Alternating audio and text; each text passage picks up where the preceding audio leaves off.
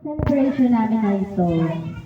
Actually, konti lang kayo kasi pinili lang talaga namin yung mga magiging bisita namin, yung alam namin mahal talaga kami. Kaya gusto ko kayo pasalamatan sa pagpunta nyo, sa pag-aabala nyo, sa pag-aantay nyo, sa mga magulang namin.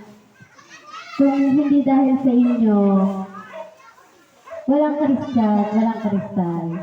Sa mga kaibigan namin, na kasama namin yan, sa hirap, sa saya ng buhay namin, kaya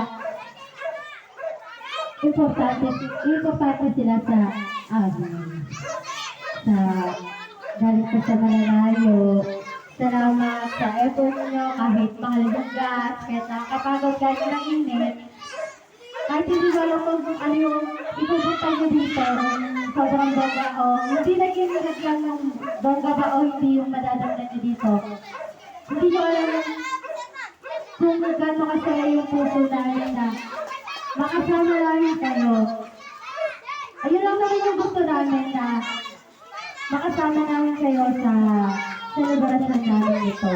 Kahit simple lang ito. Salamat sa inyong lahat sa Bible to Blessed.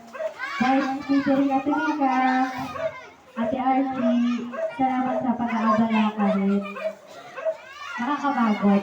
Nakaraos din. Thank you sa inyong lahat. Mahal namin kayo. Salamat talaga.